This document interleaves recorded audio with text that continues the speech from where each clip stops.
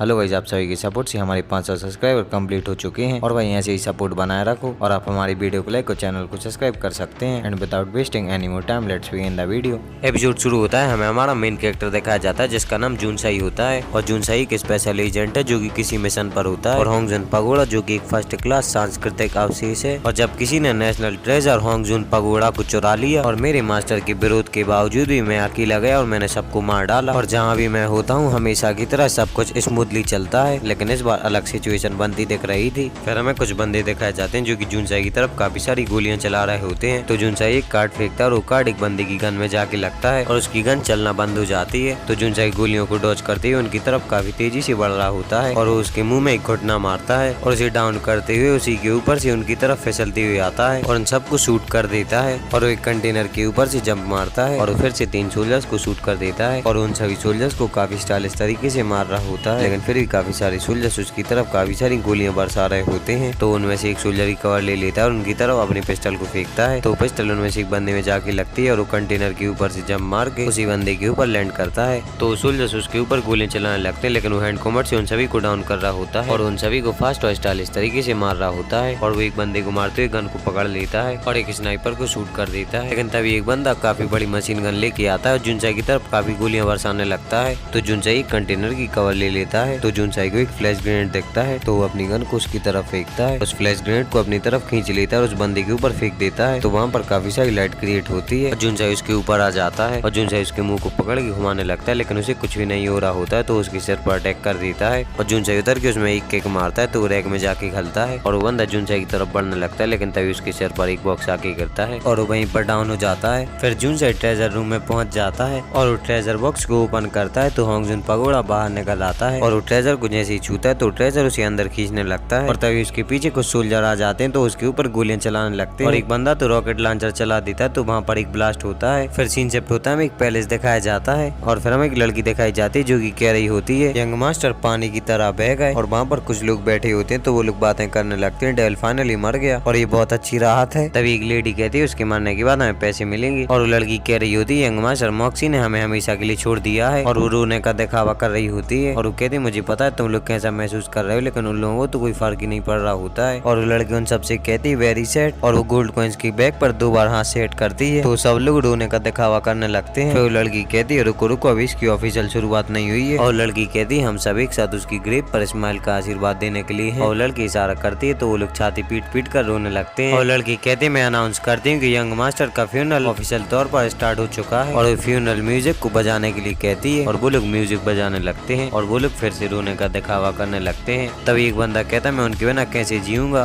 तो लड़की कहती है टियानजिंग किंगडम के सबसे अच्छे शोक मनाने वाले व्यक्ति की योग्य है। फिर एक लेडी उस बंदे से कहती है मुझे देखो और वो लेडी फिर दिखावा करके कहने लगती है यंग मास्टर मूसा जब आप चले गए तो मैं अपनी पीड़ा किसे बताऊं, मेरी कठिनाइयां कौन समझेगा। तो लड़की कहती है आपने तो नाम भी गलत लिया है और आपने इसे सीरियसली नहीं लिया तो मैं आपकी पेमेंट काट लूंगी। फिर वो लड़की कहती है सब लोग जोर से रो और वो म्यूजिक बजाने के लिए भी कहती है और भाई वो लोग ऐसा म्यूजिक बजा रहे होते हैं कि पूछो ही मत। तभी वो लोग मॉक्सी को कॉफिन में से उठते हुए देखते हैं और वो लोग घोस्ट घोस्ट कह के वहाँ से भागने लगते हैं। तभी लड़की कहती है यहाँ से सभी लोग भाग क्यों गए। तभी उस लड़की को पीछे से आ जाती है लिटिल गर्ल मुझ पर ही एहसान करना और मैं बहुत देर तक यहीं पड़ा रहा और मुझे ऐसा लगता है मेरी गर्दन अकड़ गई हो। तो लड़की मॉक्सी को देख के डर जाती है और घुस्ट घुस्ट कह के मॉक्सी में एक थप्पड़ जड़ देती है तो मॉक्सी कॉफिन में जाके गिरता है और वो लड़की कहती है यंग मास्टर आपने मुझे डरा दिया और आप लाइफ में वापस कैसे आ गए। तो मॉक्सी कहता है तुम्हारी थप्पड़ की वजह से मेरी अकड़ी गर्दन ठीक हो गई और लड़की मॉक्सी को हक करने वाली होती है। तो मॉक्सी कहता है ये हमारी पहली मीटिंग है, क्या तुम थोड़ी सी रिजर्व हो सकती हो। तो लड़की शर्माने लगती है और वो मॉक्सी को एक हिट करती है तो उस कॉफिन का एक हिस्सा टूट के नीचे गिर जाता है। तो मॉक्सी उससे कहता है क्या तुम इतने वायलेंट हो। तो कहती मैं तो ये देखकर खुश हो गई कि यंग मास्टर पुनर्जीवित हो गए। तो मॉक्सी ये सब सुनकर खुद को चारों तरफ देखता है। तो मॉक्सी कहता है मैं कहाँ पर हूँ। तो लड़की बताती है कि अब टियानजिंग किंगडम के जून मैंशन में है और यंग मास्टर का घर। तो मॉक्सी उससे कहता है ये कोई नाटक नहीं और ना ही कोई मर्डर मिस्ट्री गेम और ना ही कोई प्रैंक शो। तो लड़की कहती है मर्डर मिस्ट्री गेम क्या होता है और लड़की कहती है मैं नहीं समझी। तो मॉक्सी कहता है इतनी कमजोर लड़की कैसे होगी और तुमने मुझे हर्ट किया है। तभी मॉक्सी अपना हाथ उस कॉफिन पर पटकता है लेकिन उसके हाथ में लग जाती है और उसका हाथ सूज जाता है। फिर मॉक्सी उस कॉफिन में से उतरने वाला होता है। तो लड़की उसकी मदद करने लगती है, लेकिन मॉक्सी कहता है कि मैं खुद कर लूंगा। तो लड़की कहती है, यंग मास्टर क्या आप मुझसे नाराज हैं और आपके जीवन के हर पहलू में मेरी आपको मदद चाहिए होती थी और आप लालची आलसी पेटू और कंजूस हैं। यहाँ तक कि जब आप बाथरूम जाते थे तो मुझे आपके लिए बाहर सीटी बजानी पड़ती थी। और भाई वो लड़की सीटी बजा के बताती है। तो मॉक्सी उससे कहता है बस करो। और मॉक्सी उससे कहता है मैं इतना बेकार क्यों लगता हूँ। तो लड़की कहती है ऐसा नहीं, आप यूजलेस नहीं है, मैं यूजफुल हूँ। और मॉक्सी उससे कहता है तुम सच में अमेजिंग हो। तो लड़की मॉक्सी को हिट करती है और मॉक्सी नीचे गिर जाता है। और लड़की कहती है आप अचानक मेरी तारीफ क्यों कर रहे हो। तो मॉक्सी मन में कहता है मैं जहाज पर ही मरना पसंद करूंगा। फिर सीन शिफ्ट होता है, एक मेमोरियल टेम्पलेट दिखाया जाता है और उसमें मॉक्सी का नाम लिखा होता है। और मॉक्सी कहता है ये मेरे लिए। तो वो लड़की बताती है हाँ, लेकिन अचानक आपकी डेथ हो गई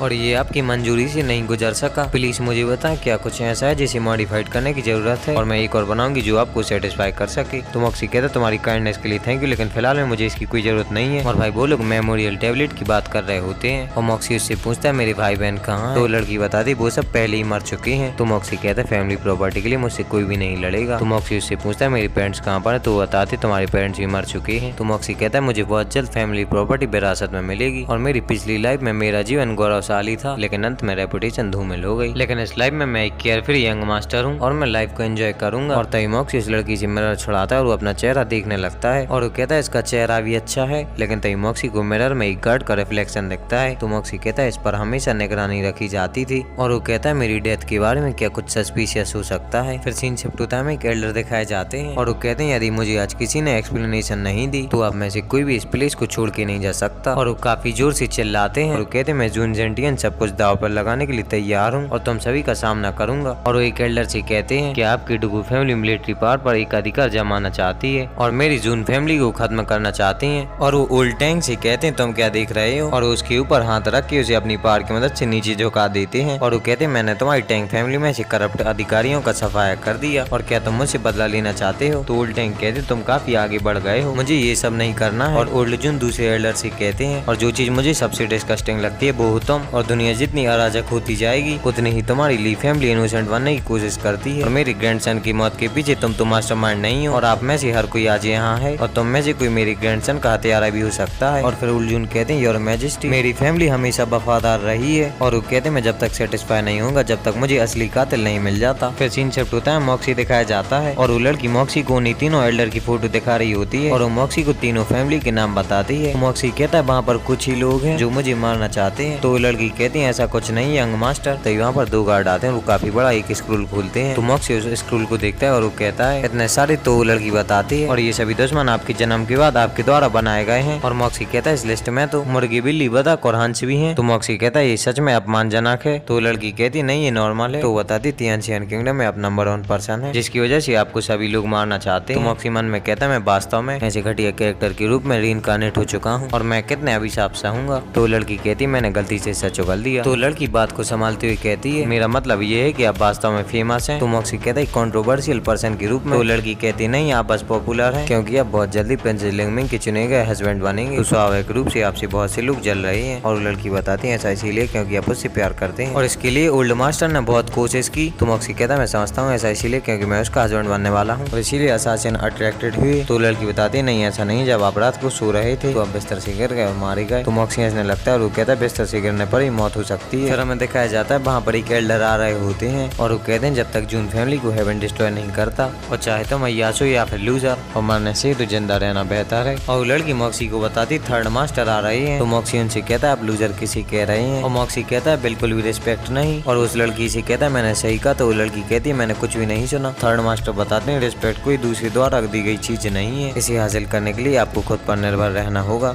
और तभी थर्ड मास्टर मॉक्सी से कहते हैं क्या वो तरबूज डिलीशियस है। तभी थर्ड मास्टर मॉक्सी से वो तरबूज छीनने की कोशिश करते हैं लेकिन मॉक्सी उसे डॉच कर लेता है और मॉक्सी उनके कंधे को दबाते हुए कहता है अगर आपको ये खाना है तो आपको खुद कमाना होगा। और मॉक्सी जोर जोर से हंसने लगता है लेकिन तभी एकदम से टाइम रिवर्स होता है और थर्ड मास्टर उसका हाथ पकड़ लेते हैं और उसे तरबूज को भी छुड़ा लेते हैं। तो मॉक्सी कहता है जो मेरे मन में था ये उससे काफी अलग है। और थर्ड मास्टर मॉक्सी से कहते हैं मैं ऑडियंस स्थिर है और मटपेल का सुझाव देता हूँ। और वो कहते हैं ऐसा लगता है हमारा मॉक्सी सच में रिकवर्ड हो गया है। और वो अपनी पावर की मदद से उसके हाथ को दबा रहे होते हैं और वो कहते हैं अगर दर्द होता है तो तुम चिल्ला सकते हो। तो मॉक्सी कहता है मेरा हाथ सच में दुखता है लेकिन चिल्लाने से क्या फायदा। तो उसे तुरंत छोड़ देते हैं और मॉक्सी कहता है मेरा हाथ लगभग भुन गया है। तो लड़की उस घाव के ऊपर जिनचुआंग मरहम डाल देती है और वो कहती है आप अक्सर इसका यूज करते हैं। तो मॉक्सी उसे सूंघता है और वो कहता है कमीन फ्लेवर। और वो कहता है ये दुनिया सच में विचित्र है। और तभी थर्ड मास्टर एक गार्ड से कहते हैं कि ओल्ड मास्टर को इन्फॉर्म कर दो कि थर्ड यंग मास्टर ठीक है। तो गार्ड एक कबूतर को छोड़ देता है। फिर सीन शिफ्ट होता है, वही कोर्ट दिखाई जाती है और वहाँ पर एल्डर्स अभी भी बहस कर रहे होते हैं। और कोर्ट के बाहर कुछ गार्ड्स आके एनिमल्स की आवाज निकालने लगते हैं और वो सारे एल्डर्स उन आवाजों को सुन लेते हैं। और एक एल्डर ओल्ड जून से लड़ रहे होते हैं, लेकिन वो पीछे हट जाते हैं और वो कहते हैं कि क्या तुम श्योर है कि तुम्हारा ग्रैंडसन मर चुका है, और मैं तुम्हें सजेस्ट करता हूँ कि तुम घर जाओ और इसे कंफर्म करो। और तभी वहाँ पर एक ओल्ड जून का गार्ड आता है। तो ओल्ड जून उससे कहते हैं तुम यहाँ पर क्या कर रहे हो। तो वो गार्ड उन्हें एक लेटर देता है और उस लेटर के सारे सेंटेंसों में से एक एक वर्ड निकल के एक सेंटेंस बनता है और उसमें लिखा होता है मॉक्सी अभी मरा नहीं है। फिर हमें दिखाया जाता है वो लोग बाहर आ जाते हैं और फिर ओल्ड जून उस गार्ड से कहते हैं वो तीनों फैमिली सब कुछ जानती है कि यंग मास्टर मॉक्सी अभी मरी नहीं है और ये काफी अजीब है। और वो गार्ड कहता है यंग मास्टर की अफेयर ने काफी हलचल मचा दी थी। और फिर ओल्ड जून कहते हैं लेकिन उनकी न्यूज हमसे भी तेज है, क्या ये थोड़ा अजीब नहीं है। तो गार्ड कहता है मास्टर आपका इससे क्या मतलब है। और वो गार्ड कहता है क्या कोई तेल हो सकता है। तो ओल्ड मास्टर उसे पकड़ते हुए कहते हैं इससे कोई फर्क नहीं पड़ता कि ये क्या है, बस इसे ले आओ। और वो कहते हैं अब चलो। सीन शिफ्ट होता है, एक एल्डर दिखाए जाते हैं जो कि एक बंदे के साथ बैठकर चाइनीज चेस खेल रहे होते हैं और उससे कहते हैं तुम्हारा अगला प्लान क्या है। और ओल्ड जून ने इस मामले को लेकर कोर्ट में हंगामा खड़ा कर दिया है और ऐसा लगता है कि जून मॉक्सी उसका बिग स्पॉट है। तो बंदा कहता है जून मॉक्सी कम्प्लीटली अय्यास है और मेरे पास ऐसे दो लोग हैं जो उसका साथ निभा सकते हैं। तो एल्डर कहते नहीं, वो दोनों बुरा व्यवहार करते हैं और मुझे डर है कि हम ग्रेट अपॉर्चुनिटी को मिस ना कर दें। तो बंदा कहता है अगर हम अपने प्लान को बड़ी सावधानी से बनाएं और हम हैवी वेट आंकड़े तैनात करेंगे। तो एल्डर कहते हैं अगर वे इसे गड़बड़ करने तो क्या होगा। तो बंदा कहता है ग्रैंडपा आप निश्चिंत रहिए, कुछ भी अनएक्सपेक्टेड नहीं होगा और अगर होगा तो वो जून मॉक्सी नहीं होगा। फिर सीन शिफ्ट होता है, मॉक्सी दिखाया जाता है जो कि ट्रेनिंग कर रहा होता है और फिर मॉक्सी एक पेड़ में पंच मारता है लेकिन उसे हाथ में लग जाती। तो मॉक्सी कहता है बिना पर्सनल एक्सपीरियंस के और मुझे वास्तव में नहीं पता जून मॉक्सी कितना यूजलेस है। और मॉक्सी कहता है ये बहुत वीक है, हवा का जोखिम मुझसे ज्यादा स्ट्रॉन्गर है और मैं इस दुनिया में बिना किसी चीट कूट के आया हूं। और वो अपने हाथ पर पड़े बर्थमार्क को देखता है और मॉक्सी कहता है सिर्फ बर्थमार्क होने से क्या फायदा। और मॉक्सी का बर्थमार्क जलने लगता है और मॉक्सी को थोड़ा दर्द होने लगता है लेकिन वो उसे कंट्रोल कर लेता है। लेकिन फिर से उसके सिर में दर्द होने लगता है लेकिन तभी धरती के बीच दरार आ जाती है और वहाँ पर पूरे में स्मोक ही स्मोक छा जाता है और मॉक्सी माइंड स्पेस में आ जाता है लेकिन उसके सिर में अभी दर्द हो रहा होता है और मॉक्सी की बॉडी में फ्लेम जलने लगती हैं। लेकिन तभी होंगजुन पगोड़ा अनलॉक हो जाता है और उसके अंदर से काफी और बाहर निकलता है और इसी के साथ ये एपिसोड खत्म हो जाता है।